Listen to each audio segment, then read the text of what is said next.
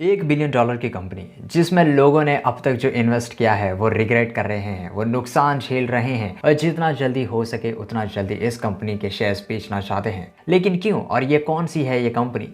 ये कंपनी है नायका। आपने इस कंपनी के बारे में ज़रूर सोचा होगा। अब ये इतनी बड़ी ई कॉमर्स बन चुकी है कि इंडिया के ब्यूटी और कॉस्मेटिक में लीडिंग ब्रांड बन चुकी है और एक बहुत ही उभरती हुई एकदम एक बहुत बड़ी स्टार्टअप बन चुकी है। और इस कंपनी ने अपने सेगमेंट के अंदर हर एक फॉरेन कंपनीज को पीछे छोड़ दिया है। लेकिन आखिरकार नायका ने ऐसा किया कैसे? चलिए दोस्तों, हम जानते हैं इसके पीछे की पूरी कहानी। नायका 2012 से इंडिया में ऑपरेट कर रही है और ये ब्यूटी और कॉस्मेटिक में लीडिंग ब्रांड है और साथ में ही एक लौती यूनिकॉर्न स्टार्टअप है जो कि प्रॉफिटेबल है। इतनी अच्छी कंपनी होते हुए भी, इतनी बड़ी यूनिकॉर्न होते हुए भी, प्रॉफिटेबल होते हुए भी, फिर भी इन्वेस्टर्स क्यों रिग्रेट कर रहे हैं? क्यों अपने शेयर्स वो बेचना चाहते हैं?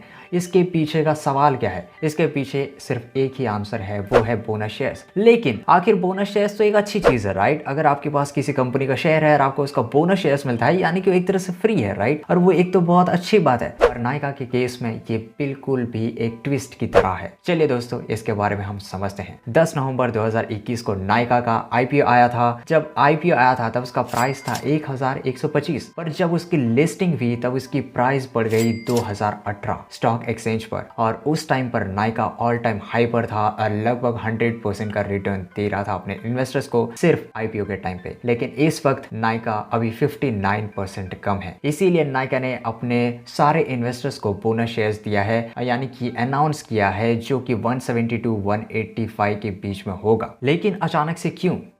आईपीओ के बाद अब नायका का प्रॉफिट सिर्फ 96% नीचे गिर चुका है, सिर्फ आईपीओ के लिए, ताकि इन्वेस्टर्स को एक तरह से वो ट्रैप कर सके, खुश कर सके। इसीलिए उन्होंने बहुत ज्यादा प्रॉफिट दिखाया ताकि वो अट्रैक्ट हो सके। लेकिन राइट नाउ अगर आप उसके फंडामेंटल्स चेक करोगे तो 96% प्रॉफिट नीचे है। इसी वजह से नायका का जो प्री आईपीओ इन्वेस्टर्स बहुत ही नाखुश और वो नायका से एग्जिट लेना चाहते हैं। पर दोस्तों, लॉग इन पीरियड की वजह से वो निकल नहीं पा रहे हैं, वो बिल्कुल फंस चुके हैं। लेकिन आप में से कई लोग ये पूछ रहे होंगे कि लॉक इन पीरियड क्या होता है? लॉक इन पीरियड में इन्वेस्टर्स अपने शेयर्स को बेच नहीं सकता है और ये लॉक इन पीरियड हर एक इन्वेस्टर्स के लिए लगभग अलग होता है, बट अप्रॉक्स रिटेल इन्वेस्टर्स के लिए 1 साल का टाइम होता है। आजकल की जितने भी कंपनीज का आईपीओ आ रहे हैं, स्पेशली इन स्टार्टअप्स जो कि प्रॉफिट कमाने में बहुत ही ज्यादा स्ट्रगल कर रही है और बहुत ही ज्यादा लॉसेस फेस कर रही है, ऐसे कंपनी में इन्वेस्टर्स अपने लॉक इन पीरियड खत्म होते ही एग्जिट ले लेते हैं क्योंकि उनके शेयर प्राइस बहुत ही ज्यादा गिरते हुए जाते हैं। ऐसा ही एग्जैक्टली 1 महीना होते ही जो एंकर इन्वेस्टर्स रहते हैं वो कंपनी से एग्जिट मार लेते हैं। अगर मैं आपको एक सिंपल सा एग्जांपल दूं तो आपने पेटीएम के बारे में तो जरूर देखा होगा। पेटीएम की शेयर प्राइस 1 महीने के बाद 13% गिर गई, पॉलिसी बाजार 9.3% से गिर गई, जोमैटो की 8.8% से नीचे गिर गई। और ऐसा ही में जब दूसरे इन्वेस्टर्स जो एंकर इन्वेस्टर्स और रिटेल इन्वेस्टर्स अगर उनके शेयर प्राइस नहीं बढ़ते हैं या फिर स्टेबल नहीं रहते हैं और इन सारे स्टार्टअप की तरह अगर नीचे गिरते रहते हैं, और इसी तरह जब प्री आईपीओ इन्वेस्टर्स की कंपनी में दम नहीं लगता है, उन्हें फंडामेंटल्स पे विश्वास नहीं होता है क्योंकि कोई प्रॉफिट उन्हें दूर दूर तक नजर नहीं आ रहा होता है, तो वो तुरंत अपने शेयर बेच देते हैं। ऐसा ही कुछ पेटीएम, जोमैटो और दूसरे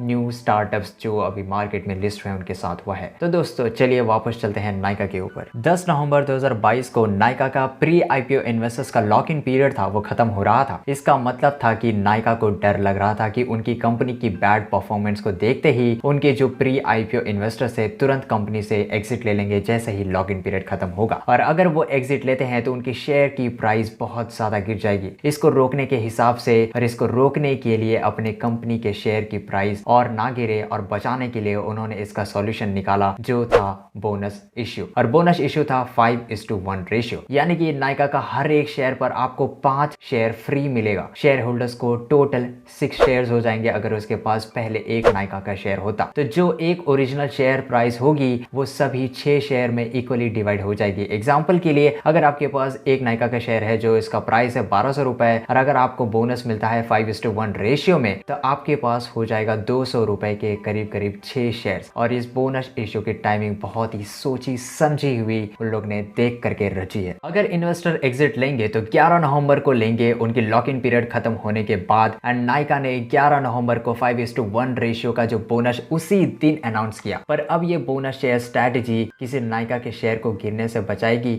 या सोचने का सवाल है। और यहीं पर एक ट्विस्ट है, ध्यान से समझिएगा दोस्तों। उन 6 शेयर्स में से 5 शेयर्स जो कि बोनस की है उसमें शॉर्ट टर्म कैपिटल टैक्स लगेगा जो कि 15% है। और जो ओरिजिनल वाला सिर्फ एक शेयर है उस पर सिर्फ 10% लगेगा, यानी कि 5% कम, क्योंकि वो लॉन्ग टर्म कैपिटल गेन है। लॉन्ग टर्म कैपिटल गेन यानी कि ये टैक्स तब लगता है जब आपके पास कोई शेयर 1 साल से ज्यादा पड़ा हुआ हो, लेकिन अगर आप उसे 1 साल के अंदर बेचते हो तो उस पर शॉर्ट टर्म कैपिटल गेन लगता है। और कैपिटल गेन टैक्स अलग से जो कि प्रॉफिट पर लगता है, यानी कि बोनस इश्यू के बाद एक शेयर पर आपको सिर्फ 10% का टैक्स लगेगा और बाकी के 5 शेयर्स पे आपको 15% का टैक्स लगेगा। यानी कि जो इन्वेस्टर्स पहले से ही 1 साल के लिए वेट कर रहे थे ताकि जैसे ही फटाफट लॉक इन पीरियड खत्म हो मैं तुरंत नायका से एग्जिट ले लूं, वो अब लेने के लिए उन्हें वापस से सोचना पड़ेगा, क्योंकि उन्हें लॉस फेस होगा अगर वो अभी एग्जिट लेंगे, क्योंकि उनकी टैक्स लायबिलिटी बढ़ जाएगी। लेकिन ये सब हो जाने के बाद भी कंपनी के इन्वेस्टर्स ने अपने शेयर को लॉस में ही सही बेच दिया। यहाँ पर 2 चीजें आती है। पहली चीज ये आती है कि इस डिसीजन की वजह से एक चीज साबित हो जाती है कि नायका को मैनेजमेंट बहुत ज्यादा इंडिपेंडेंट और पावर में है और उनके लिए शेयर होल्डर्स की सफरिंग का कोई कंसर्न नहीं है। और दूसरी ये कि हर कंपनी को अपने से ज्यादा अपने शेयर होल्डर्स और बिजनेस परफॉर्मेंस पर ध्यान देना चाहिए, ना कि